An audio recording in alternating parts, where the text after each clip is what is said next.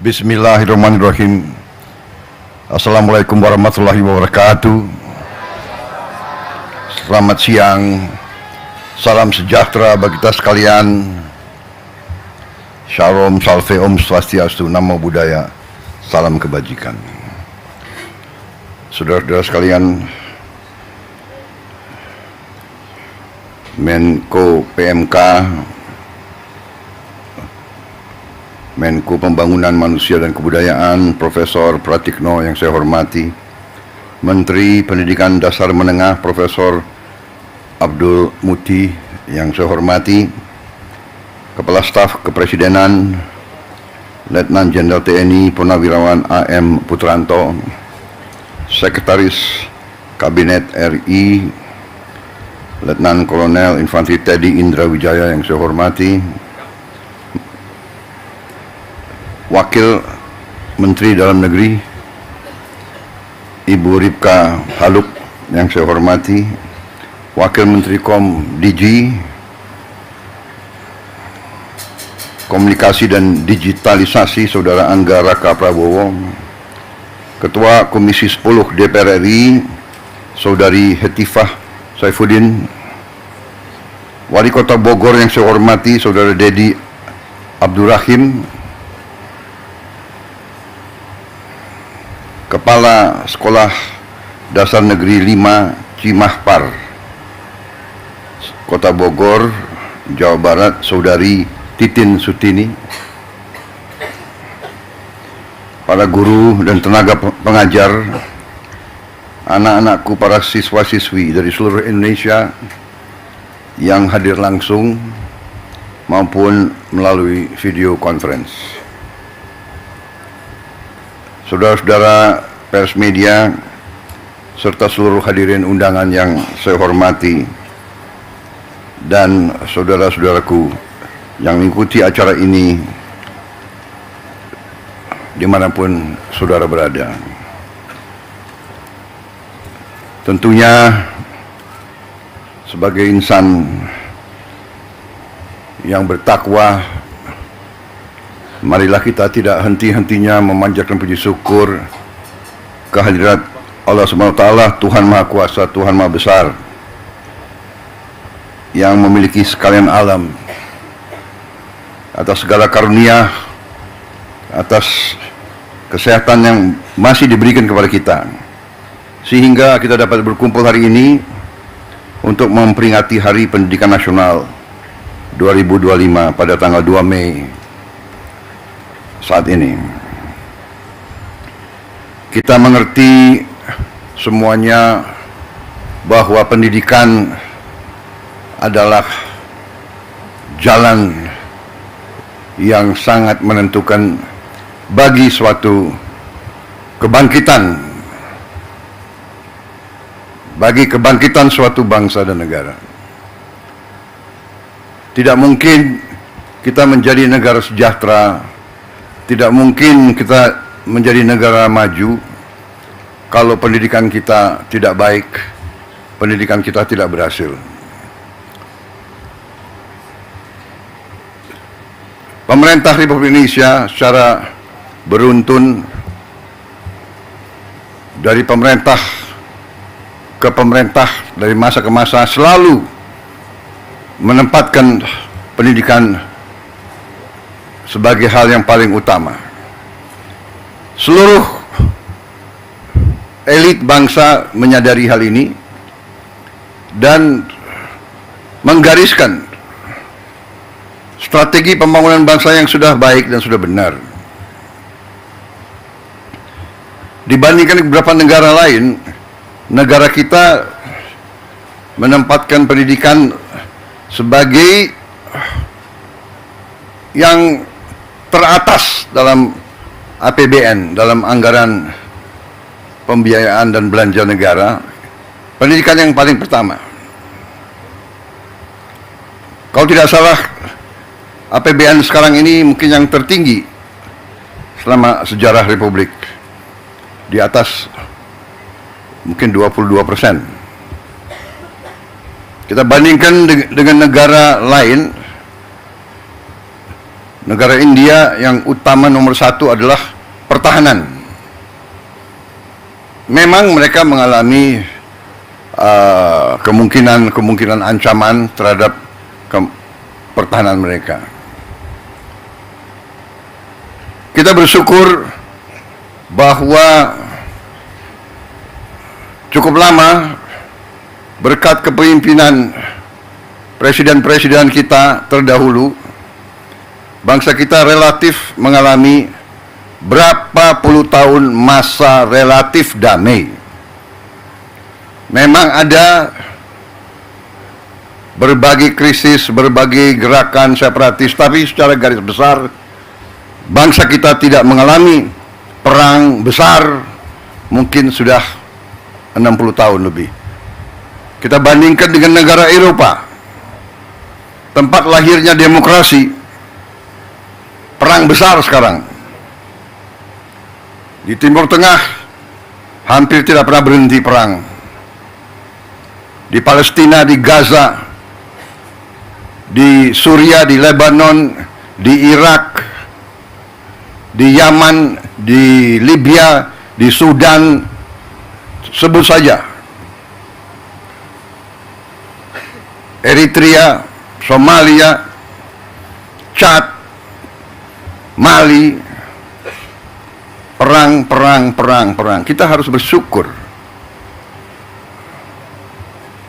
Untuk itulah masa sekarang karunia besar dari Yang Maha Kuasa, masa damai, keadaan damai, bukan buah yang jatuh dari pohon. Masa damai bukan sesuatu yang jatuh dari langit. Masa damai adalah upaya pemimpin, upaya pemerintah untuk menjaga keselamatan rakyatnya.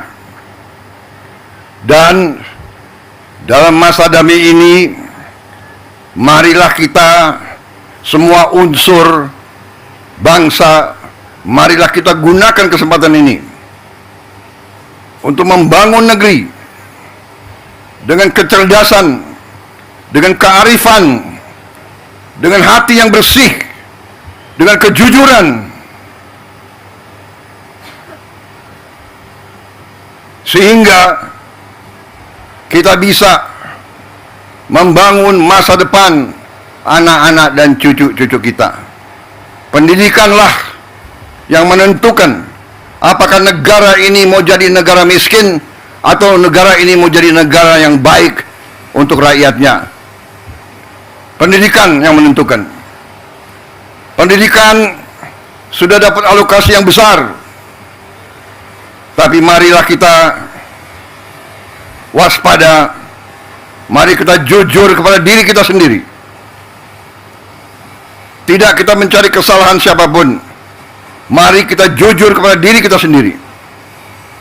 Mari kita bertanya, apakah anggaran pendidikan yang begitu besar sudah bertahun-tahun sampai atau tidak kepada alamat yang harusnya ditujukan.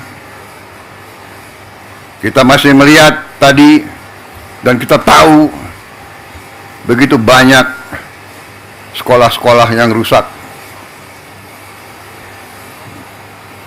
Padahal kalau kita buka-bukaan, anggarannya ada.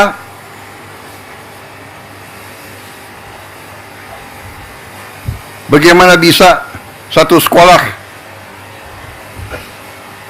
toiletnya hanya satu, WC-nya satu? Bagaimana bisa? Ini saya ingatkan, tanggung jawab dari pemerintah daerah, tanggung jawab dari wali kota, bupati, gubernur, bersama-sama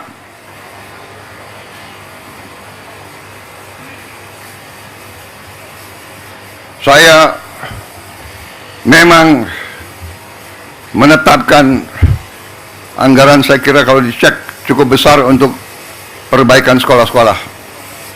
Tapi tidak cukup. Berapa? 16 triliun ya.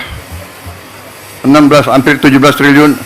Tapi cukup hal ini untuk mungkin hanya 11.000 sekolah. Ya, 11.000 sekolah kira-kira. Ini tidak cukup. Sekolah seluruh Indonesia adalah 330.000 sekolah. Benar ya Pak Menteri? Yang sekolah negeri berapa Pak Menteri? Dari 330.000. 200.000 sekian. Jadi kalau kita perbaiki 11.000, mungkin perlu 30 tahun sampai sekolah ini semua bisa diperbaiki. Dan kita tidak boleh menyerah. Tidak boleh kita 30 tahun memperbaiki sekolah-sekolah itu. Karena itulah saya bertekad melakukan penghematan terus-menerus. Kita harus memperbaiki sebanyak-banyak sekolah seluruh Indonesia dalam waktu secepat-cepatnya. Inilah yang saya sedang pikirkan terus bersama menteri-menteri saya. Terus-menerus saya memikirkan bagaimana kita cari uang, bagaimana kita mengelola kekayaan kita. Karena terus terang saja, berkali-kali saya sampaikan, kekayaan bangsa Indonesia masih terlalu banyak yang bocor dan tidak sampai ke rakyat.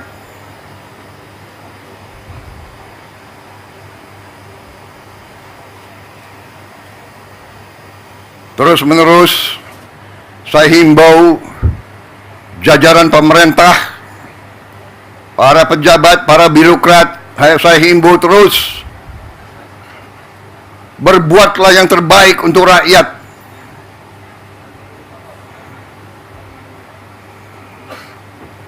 Para pejabat, para birokrat diangkat, dibiayai oleh negara, digaji oleh negara. Hendaknya anggaran untuk rakyat, anggaran untuk pelayanan rakyat, hendaknya jangan diselewengkan, jangan dikorupsi dengan segala akal.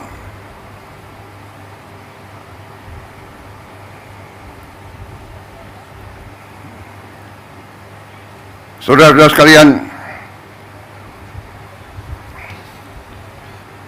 begitu banyak kebijakan kita yang akan kita lakukan untuk memperbaiki keadaan kesejahteraan rakyat kita dan ASN kita dan guru-guru kita, pejabat-pejabat kita semuanya. Saya sedang merencanakan juga bagaimana menaikkan gaji para hakim kita,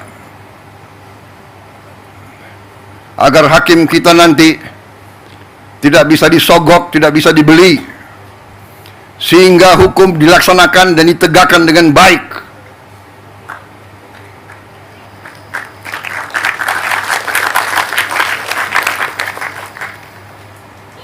Saudara-saudara sekalian, kalau kita melaksanakan pengelolaan manajemen yang baik, manajemen yang akal sehat, bahwa setiap dana akan dikelola dan digunakan sungguh-sungguh untuk kepentingan rakyat, saya berpikir kita bisa mempercepat perbaikan sendi-sendi kehidupan bangsa, antara lain memperbaiki semua sekolah-sekolah di seluruh Indonesia. Ini sasaran kita. Saya menggunakan istilah hasil terbaik cepat. Kita harus berkumpul, otak-otak terbaik bangsa berkumpul untuk melihat cara-cara solusi yang terbaik cepat. Bukan terbaik, tapi penyelesaiannya 30 tahun. Bukan terbaik, tapi kita tidak tahu kapan selesainya. Terbaik, cepat. Ini kewajiban, ini tuntutan zaman. Bangsa-bangsa lain sedang berlari menuju kemajuan. Kita tidak boleh ketinggalan. Kita negara yang besar, negara yang kaya. Tidak pantas kekayaan kita tidak kita jaga. Kita menjadi bangsa yang bodoh kalau kita tidak bisa menjaga kekayaan kita. Dengan kekayaan yang kita jaga, dengan keberanian kita untuk menguasai kekayaan kita sendiri, kita akan punya sumber daya, kita akan punya dana untuk memberi pendidikan yang terbaik untuk seluruh rakyat kita. Ini tujuan kita, ini tujuan pemerintah yang saya pimpin, ini perjuangan saya dan pemerintah saya. Karena itu, terima kasih undangan hari ini kita luncurkan, tapi kita akan luncurkan ini hanya sebagai awalan, ya. Ada langkah-langkah yang kita lakukan, perbaikan sarana semua sekolah kita harapkan. Mungkin sekarang baru bisa 11.000 sekolah, tapi begitu kita bisa dapat penghematan, begitu dapat dana lebih, terus akan kita tambah perbaikan-perbaikan itu. Selanjutnya, saya ingin ada digitalisasi sekolah-sekolah. Kita akan taruh layar-layar televisi di tiap sekolah kita. Di situ kita bisa memberi pelajaran-pelajaran yang terbaik, dan ini bisa bermanfaat untuk sekolah-sekolah, apalagi di daerah terpencil, daerah tertinggal, daerah terluar, ataupun di daerah-daerah kota dan sebagainya yang mengalami kesulitan mendapat bahan atau mendapat guru yang ahli di bidang-bidang tertentu. Nanti kita akan kumpulkan beberapa ratus guru terbaik, kita pusatkan di sebuah studio, dan dia akan ngajar ke seluruh sekolah di seluruh Indonesia. Ini membantu sekolah-sekolah, membantu guru-guru di semua sekolah-sekolah di seluruh Indonesia. Saudara-saudara, kita akan mulai, saya kira dalam waktu yang tidak terlalu lama. Saya berharap dalam 2 bulan sudah mulai sekolah-sekolah pertama menerima layar-layar televisi tersebut. Kita berharap, sasaran saya adalah dalam 1 tahun, pertengahan 2026, semua sekolah di Indonesia bisa mendapat layar televisi tersebut. Mudah-mudahan ini bisa tercapai.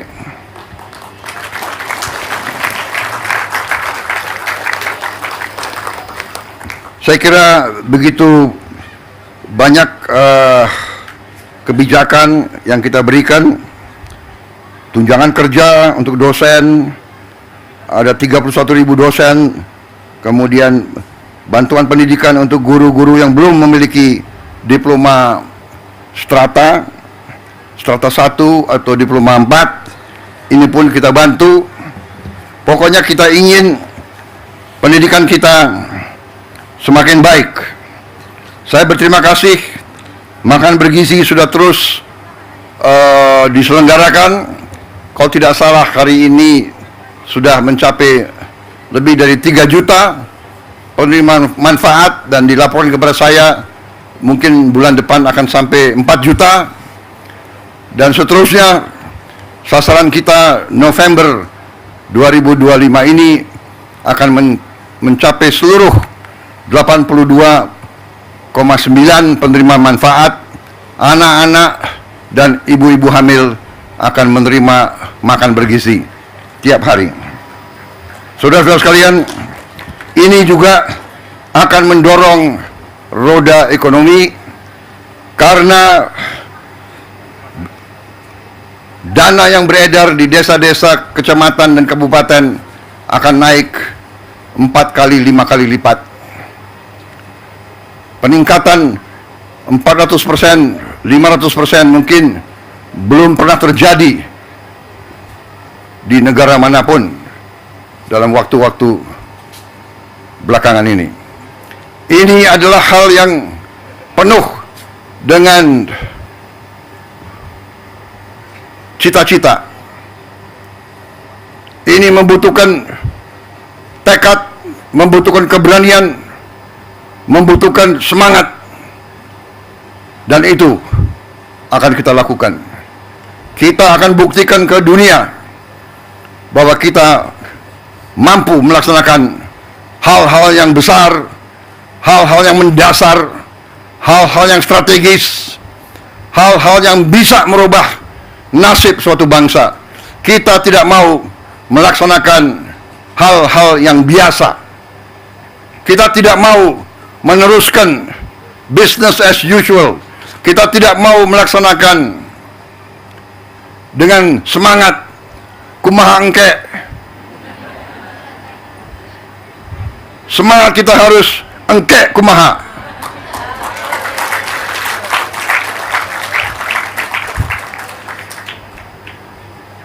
Hilangkan itu semangat kumaha engke wae, kumaha juragan wae. Kita harus bekerja keras, cepat, dan saudara-saudara, kita mampu. Kita akan buktikan bahwa kita mampu. Banyak negara sekarang datang ke kita, mau belajar dari kita. Saudara-saudara, bertahun-tahun kita selalu import beras. Bertahun-tahun kita selalu import jagung. Alhamdulillah, tahun ini produksi kita melimpah. Produksi kita jagung dan beras melimpah. Bahkan Menteri Pertanian dan banyak pejabat datang ke saya, Pak, kita bingung Pak, nggak ada gudangnya. Akhirnya saya bikin program kilat, membuat gudang darurat, gudang improvisasi. Kita akan bangun 25.000 gudang improvisasi yang akan dibuat dari bahan-bahan yang lumayan, bisa bertahan 5-10 tahun. Sambil nanti gudang yang benar akan kita bangun di tiap desa. Dalam 3-4 bulan lagi kita akan mulai membangun gudang-gudang koperasi di 80.000 desa. Nanti tidak ada lagi panen yang tidak bisa disimpan dan dirawat. Tiap desa akan punya kamar pendingin, cold storage.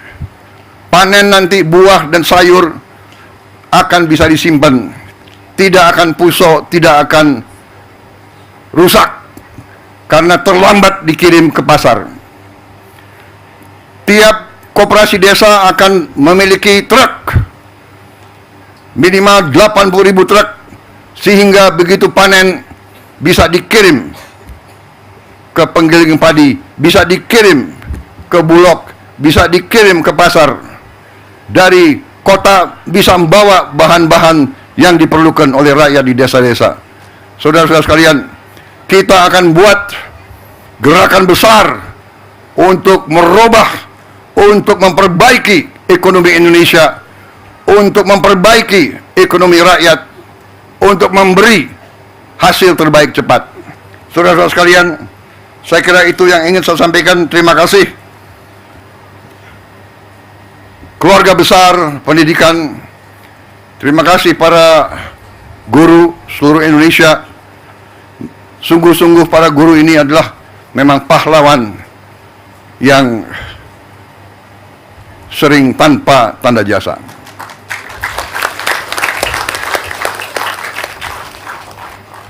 Saudara-saudara sekalian, untuk itu sekali lagi saya ucapkan terima kasih, dan marilah kita bersatu, marilah kita kerjasama marilah kita rukun. Bangsa yang besar adalah bangsa yang rukun. Guru, petani, buruh, nelayan, pegawai negeri, pengusaha, profesor, tentara, polisi, bea cukai, semuanya kerjasama. Semuanya bekerja untuk masa depan kita. Semuanya bekerja untuk anak-anak dan cucu-cucu kita. Itu negara kita akan bangkit, dan harus bangkit, dan akan bangkit. Wassalamualaikum warahmatullahi wabarakatuh. Terima kasih para guru. Selamat berjuang.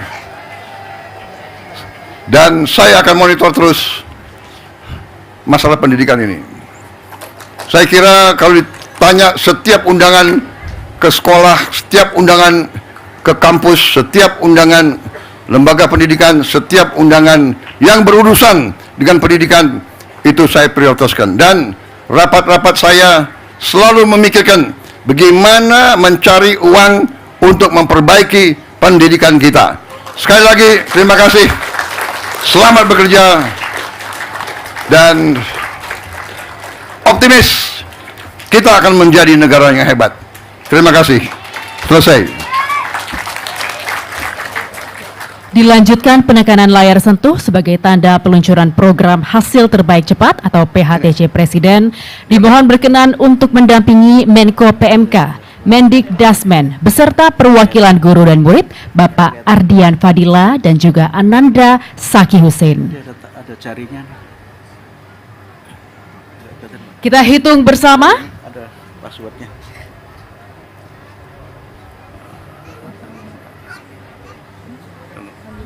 Tadi ada jarinya. Tadi jarinya. Iya. Sebentar Pak, mohon maaf. Kadang-kadang kalau teknologi ya begini. Tadi ada gambar jarinya Pak. Oh gini ya? Iya. Tapi ininya hilang. Mungkin bisa teknologi. Ya. Passwordnya. Ya. Nanti saya lagi mikir ya, masalah layar itu komitmen mereka bisa 30.000 sebulan. Ya. Iya. Dan uangnya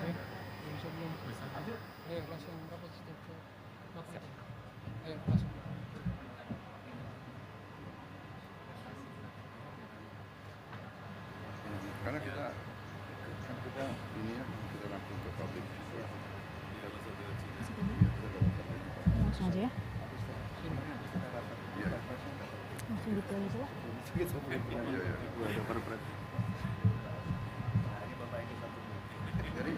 Kira 2, 1 dihitung Pak. Iya. Kita hitung bersama. 3, 2, 1. Bapak tempelkan. Ya. Hadirin sekalian, dengan ini program hasil terbaik cepat Presiden resmi dilakukan.